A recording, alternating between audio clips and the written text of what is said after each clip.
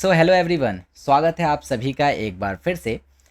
आज हम लोग शुरुआत करने वाले हैं हमारे फर्स्ट HTML प्रोग्राम की। तो पहले कमेंट करके बताइए, आर यू एक्साइटेड और नॉट।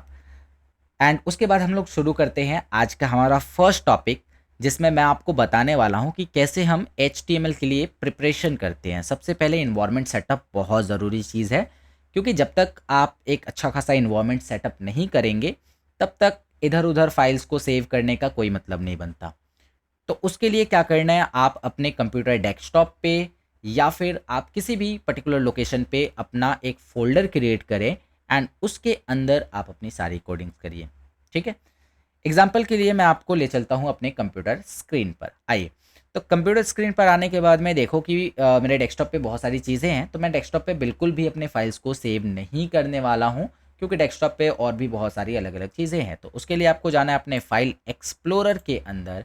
एंड फाइल एक्सप्लोरर के अंदर मैं डी ड्राइव के अंदर, तो इतनी नॉलेज तो आपको कंप्यूटर की होनी चाहिए कि आपके पास जो भी ड्राइव है, सी को छोड़ देना, सी को इग्नोर करो। सी के अलावा आपके पास अगर कोई ड्राइव है तो आप उस ड्राइव को ओपन करिए एंड उसके अंदर एक फ़ोल्डर आप क्रिएट कर सकते हैं।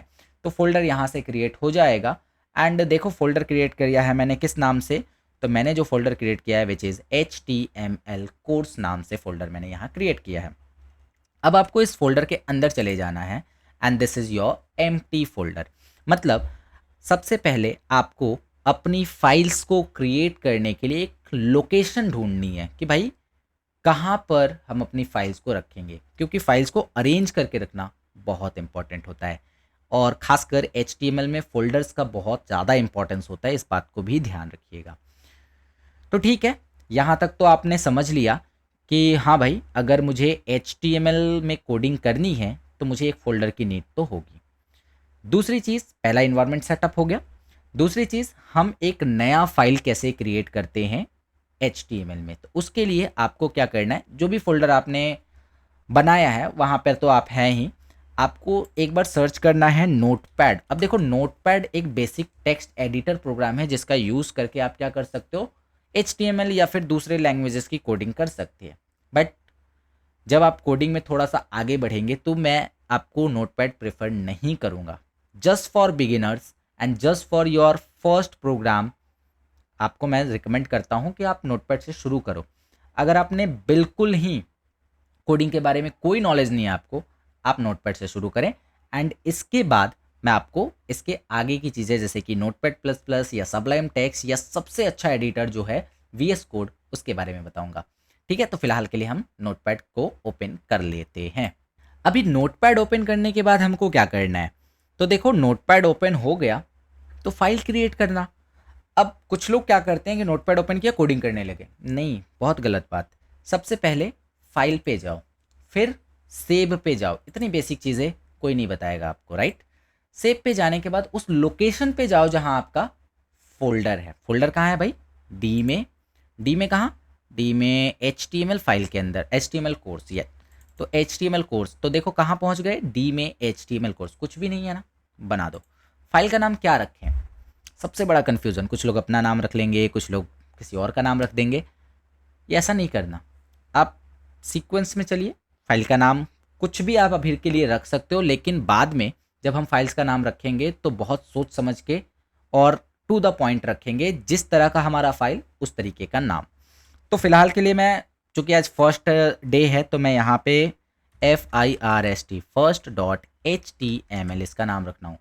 अब ये डॉट HTML क्यों लगाया, देखो डॉट HTML तब लगाया जाता है या कोई भी एक्सटेंशन तब लगाया जाता है जब हम किसी एडिटर से किसी दूसरे फाइल को बना रहे हैं। जैसे नोटपैड का फाइल बनाना होता तब तो कोई एक्सटेंशन लगाने की ज़रूरत नहीं होती, .txt बाय डिफ़ॉल्ट होता। लेकिन आप नोटपैड का यूज़ करके HTML का फाइल बना रहे हो तो आपको इसका एक्सटेंशन तो बताना पड़ेगा ना।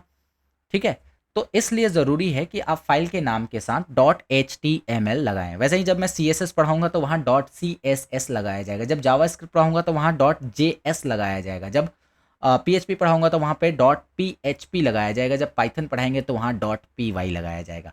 तो ये जो एक्सटेंशंस होते हैं वो फाइल की पहचान होती है, जो बताता है कि ये फाइल किस टाइप का है, राइट। तो ये भूलना नहीं है, कोई स्पेस नहीं होना चाहिए। फर्स्ट डॉट HTML मैं आपको थोड़ा जूम करके दिखा देता हूँ। ये देखो मैंने नाम लिखा है first.html और लोकेशन आपकी सही होनी चाहिए जहाँ पर आपने फ़ोल्डर बनाया वहीं। और जैसे ही आप इसे सेव करोगे आप देखो आपके लोकेशन पे ये फाइल यहाँ पर आ चुकी है, राइट? इस तरीके से। तो ऐसे करके आप एक फाइल क्रिएट कर सकते हैं। किस चीज़ का? HTML का। किसकी मदद से? नोटपैड की मदद से, राइट? अब सर ठीक है, हमने नोटपैड की मदद से एक HTML का फाइल क्रिएट कर तो लिया, बट इसमें लिखें क्या? क्या कुछ भी लिख देंगे तो वो रन हो जाएगा?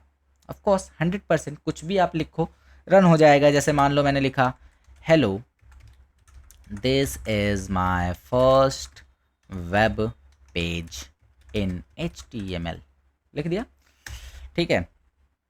और उसके बाद आप बस इसे कर दो सेव। सेव क्यों किया? तो था नहीं। जब भी आप कोई नई लाइन लिखेंगे, जब भी आप कोई नया वर्ड लिखेंगे इसके अंदर, आपको हर बार फाइल को सेव करना पड़ेगा। और कैसे पता चल रहा है कि ये सेव करना पड़ेगा? तो देखो फर्स्ट के आगे एक स्टार मार्क आया है ना, इसका मतलब फाइल के अंदर कुछ चेंजेस हैं और वो चेंजेस सेव नहीं है। तो फाइल में जाओ, सेव करो, not save as, only save. Star mark हट गया, इसका मतलब फाइल प्रॉपरली सेव हो चुका है। Very good. तो फाइल तो सेव हो गया। रन कैसे होगा? रन करने के लिए आपको जो भी ब्राउज़र यूज़ करना है पहले उसे ओपन कर लेना। अब 2-3 तरीके हैं रन करने के। तो आप जैसे मान लो कि ये वाला फाइल आपको दिख रहा है, राइट? मैं इसका व्यू चेंज कर देता हूँ, ठीक है। ये फाइल आपको दिख रहा है अभी, इसको रन करना है। कैसे करेंगे? राइट क्लिक किया, ओपन किया, सिंपली गूगल क्रोम में रन हो जाएगा। देखो राइट क्लिक करके जैसे ही मैंने इसको ओपन किया, ये सिंपली गूगल क्रोम ब्राउज़र में ओपन हो गया। एंड यहाँ पर आप देख सकते हो लिखा आया hello this is my first web page in HTML। Okay, नहीं मुझे गूगल क्रोम में नहीं चलाना है, तो क्या करें? मैंने किया right click, open with, and अब बताओ किस में चलाना है। तो गूगल क्रोम में चलाना है, इंटरनेट एक्सप्लोरर में चलाना है, या माइक्रोसॉफ्ट एज में चलाना है? मुझे तो माइक्रोसॉफ्ट एज में चलाना है। सो मैंने माइक्रोसॉफ्ट एज पे क्लिक किया एंड ये यहाँ पे ओपन हो गया, राइट? तो इस तरीके से जो है ना वो हम HTML का फाइल बनाते हैं और उसे रन कराते हैं।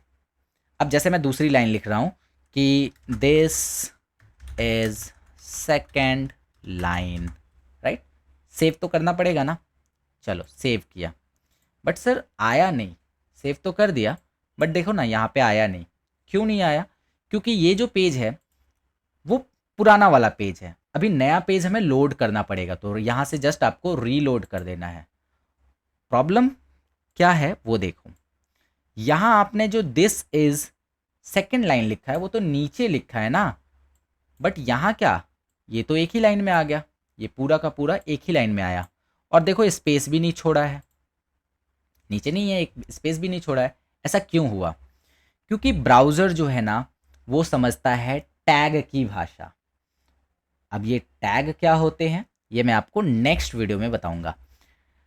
आप ब्राउज़र के अंदर कुछ भी लिख देंगे तो वो रन तो हो जाएगा, डिस्प्ले तो हो जाएगा, बट वो प्रॉपर वे में और जिस तरीके से आपको लिखना है उस तरीके से नहीं आएगा। इसके लिए आपको कुछ टैग्स की ज़रूरत होगी, जो कि मैं आपको नेक्स्ट वीडियो में बताऊंगा कि कैसे हम टैग्स का इस्तेमाल करते हैं। फिलहाल के लिए आपको इतना समझ में आ गया कि HTML का फाइल कैसे बनाते हैं और उसे रन कैसे करते हैं। तो नेक्स्ट वीडियो में मैं इसी पेज में HTML के टैग्स लिखना बताऊंगा एंड टैग्स का क्या इंपॉर्टेंस है ये बताऊंगा। पूरी की पूरी HTML सीरीज जो है ना वो टैग पे ही डिपेंड है। अगर आपको टैग और उनके एट्रीब्यूट समझ में आ गए ना, आप बहुत अच्छे से HTML की कोडिंग कर पाएंगे।